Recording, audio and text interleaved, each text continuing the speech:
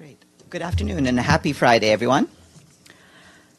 Tor Venisland, the UN Special Coordinator for the Middle East Peace Process, said today that he is engaged in recent days in critical discussions with the relevant parties and member states in the region, including Lebanon, Egypt, and Qatar, in support of regional de-escalation.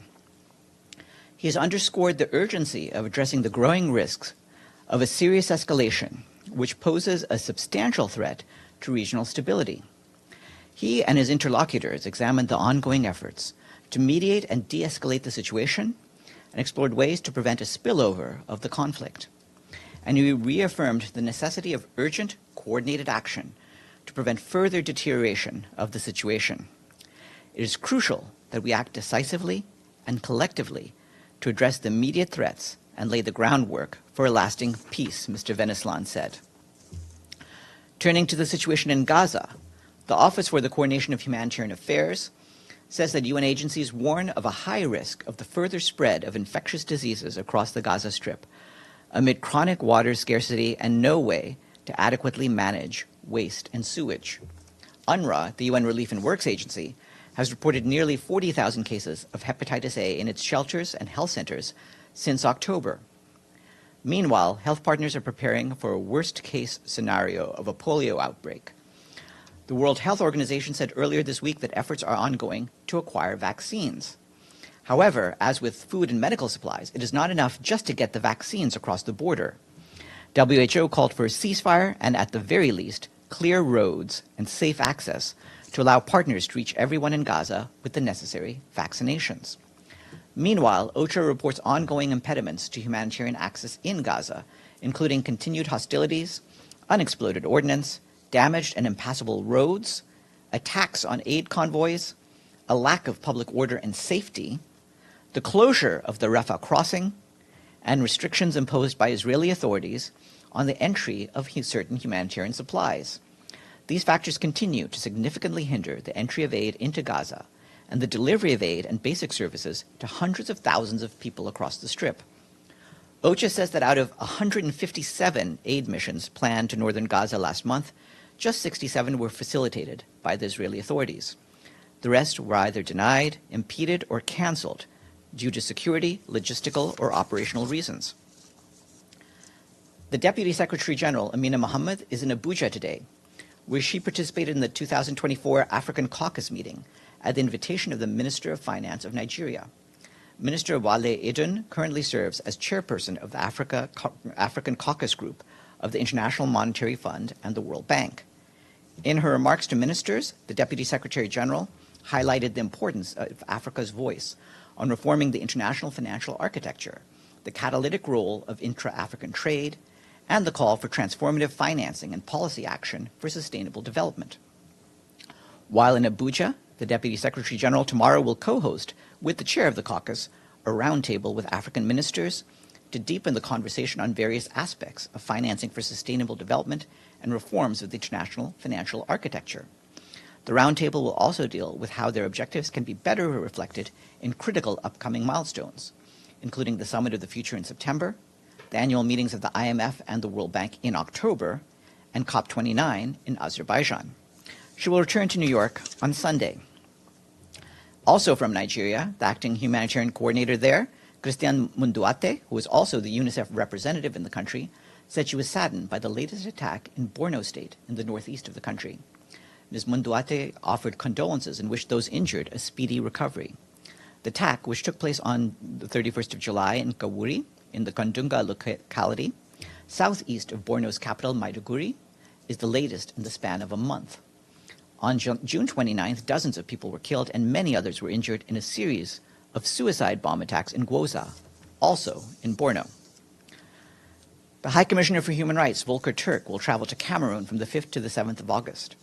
During his visit, he is scheduled to meet senior government officials, including President Paul Biya, Prime Minister Joseph Dion Ngute, as well as members of a wide range of political parties, officials of the Cameroon Human Rights Commission, and others. He will also inaugurate new premises for our human rights colleagues' Central African Regional Office in the capital, Yaoundé. This is the first visit by High Commissioner Turk to Cameroon.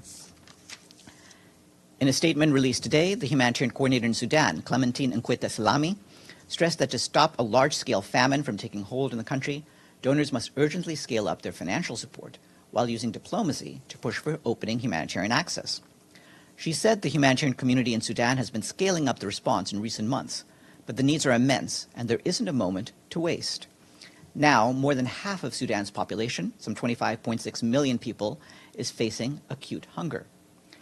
Ms. Nkweta Salami called for the silencing of the guns to enable safe and unimpeded humanitarian access across borders and battle lines, as well as an urgent injection of funding for aid operations. As of today, this year's $2.7 billion humanitarian response plan for Sudan is less than a third funded, with $872 million received. Turning to South Sudan, our peacekeeping mission, UNMISS, has expressed concern about rising abductions in the greater Yei region of central Equatoria state, allegedly carried out by armed elements. Last month, the mission received reports on 12 such cases, affecting 134 individuals, 6 of whom are children. In a statement issued by the mission today, Nicholas Haysom, the head of UNMISS, has called for the immediate and unconditional release of those in captivity. Mr. Haysom further stressed the devastating impact of such incidents on communities, as well as on the overall peace and security, urging all stakeholders, including the government, to bring perpetrators to justice swiftly. Turning to Zimbabwe, where our UN colleagues are calling for international support to help the country address the humanitarian impacts of El Niño. Currently, 7.6 million people are at risk of acute hunger, following a historic drought induced by El Niño, which has led to the destruction of more than half of the harvest. Our colleagues say that shifted rainfall patterns and long dry spells during the planting season have left large parts of the region with insufficient rainfall and above-average temperatures. The drought has deeply hurt Zimbabwe's economy, forcing the government to reduce growth projections. The country is also facing critical water shortages, and more than 22% of school-aged children are out of school because of the economic and social impacts of the drought. We and our partners are supporting the government's efforts to assist affected communities and families and build long-term resilience. The UN Office for the Coordination of Humanitarian Affairs is supporting humanitarian response coordination efforts. And last, in a video message by the Secretary General for the commemoration of the International Holocaust Memorial Day for Roma and Sinti, the Secretary General honors the memory of the Roma and Sinti who were murdered in Auschwitz-Birkenau 80 years ago in a systemic mass murder and outright genocide perpetrated by the Nazis and their collaborators. The Secretary General calls on all to stand together to fight bigotry whenever and wherever it appears, and to build a world in which all people live in dignity, peace, and freedom. That's it for me. Yes, Deshi? Two different regions, two different questions. First, on the attack on the Golan. Today, the regional media reported that UNIFIL has found Hezbollah to be responsible for launching the rockets to kill the 12 children in Golan Heights. Yet, there's a contradictory report saying that the spokesperson of UNIFIL, Andrea Tanetti, said that UNIFIL is not, quote, in the position to attribute the responsibility of the tragic incident in Majd al-Shams. What's going on there? What's going on is what my colleague Andrea Tanetti said is exactly right. UNIFIL's mandate, as you're aware, involves southern Lebanon. Majd al-Shams is not in Lebanon and is not part of UNIFIL's mandate, and it has not carried out an investigation. So there's no investigation, so which means that report is false. Is that correct? We deny the report. UNIFIL, like I said, carries out its activities in Lebanon itself. Okay. The second region, Venezuela. U.S. recognized opposition candidate as the winner of the election. What does the Secretary General have to say on the latest development? Well, we don't have a comment about decisions made bilaterally by other countries. What I can say is that the Secretary General continues to call on all parties to solve any electoral disputes by peaceful means, and he again calls for complete transparency. He recalls that every citizen has the right to take part in the conduct of public affairs and that no one shall be subjected to arbitrary arrest or detention. Are there any other questions? If not, I will yield the floor to my colleague, the spokesperson for the President of the General Assembly. Over to you, Monica. Thanks. Thanks.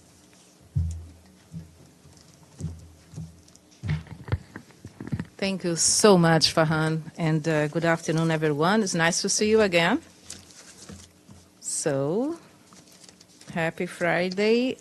We will start today with trip announcements, and we will have another note for you before we are done for today.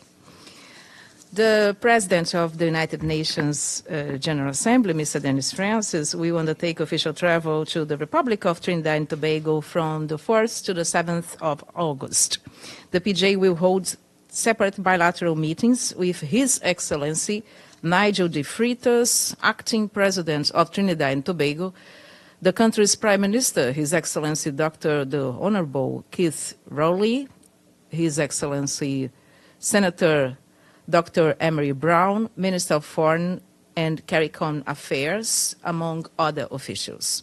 President Francis will brief the government on ongoing efforts to prepare for the Summit of the Future, as well as encourage participation in the high-level meeting on sea level rise, which will be held, you know by now, on the 25th of September. Whilst in Port of Spain, he will meet the UN country team, as well as the network of rural women producers. The PJ will engage with students of the Institute of International Relations of the University of the West Indies to discuss global sustainability efforts, and the University of Trinidad and Tobago, where he will speak about the World Steel Plan Day, which is marked on 11th August. The steel plan is a musical instrument originating in Trinidad and Tobago, which grew out of the country in the early 20th century. Carnival percussion groups, and you can find more on the UN website as well. The PJ's delegation includes his chef de cabinet, a special advisor, a senior advisor, and a communications advisor. Travel costs for the visit are jointly covered by the PJ's Trust Fund and the government of the Republic of Trinidad and Tobago. And the PJ is convening today a high-level forum to commemorate the 25th anniversary of the adoption of the Declaration and Program of Action on a Culture of Peace. This year, the event coincides with preparations for the Summit of the Future, which will bring together world leaders to forge a new international consensus on how we deliver a better present and safeguard the future. In his remarks, Mr. Francis highlighted that, sadly, we have all borne witness to the escalating conflicts unfolding in Ukraine, Gaza, Haiti, and Sudan, among others, elsewhere around the world. The GA president recalled that these challenges serve as a stark reminder that we should never take peace for granted. Mr. Francis urged all to recommit to work together to instill the values of diplomacy and dialogue, reconciliation, mediation, justice, inclusion, and equality in resolving any conflict or dispute. The high-level forum will finish at 5 p.m. today. The opening and plenary segments are being followed by an interactive panel discussion, which will be chaired and moderated by the Undersecretary General for Global Communications, Ms. Melissa Fleming. The interactive discussion will focus on the theme, cultivating and nurturing the culture of peace for present and future generations. Now, for your diaries, the week ahead. Next week, member states will continue to hold informal consultations on the Summit of the Future, which is scheduled for, or the consultations, I would say, are scheduled for the morning and afternoon slots from Tuesday to Thursday, which will be the 8th of August. On the week commencing on 12 August, the GA will hold a plenary meeting on sustainable development in the GA Hall from 10 a.m. to 1 p.m. On that same day, the membership will take action on the draft resolution Elimination of Racism, Racial Discrimination, Xenophobia, and Related Intolerance, and the International Day of Women and Girls of African Descent. So we'll be back here on the 14th of August with another press briefing for you. And this is everything we have for today. Do you have anything else here or on the screen? How are you, Dulcie? Good to see you. How are you today? Thanks very much. Has the President of the General Assembly ever considered initiating a process to suspend Israel from the UN membership the way South Africa was suspended during its apartheid reign? Thanks. No, thank you for your question. Any action by the General Assembly is taken by the membership. So the PGA has nothing to initiate or instill there. So if there is a decision or a suggestion, a proposal by the membership for any item, it will be taken to the GA. And then in a meeting, the president will preside over the meeting, but no, to your question, no is the answer to your question. So we don't have anything. Anything else here or no on the screen? If you're on the screen, just speak up. I don't see anyone speaking up. I would say have a wonderful weekend, and I see you on the 14th. Thanks. Hey.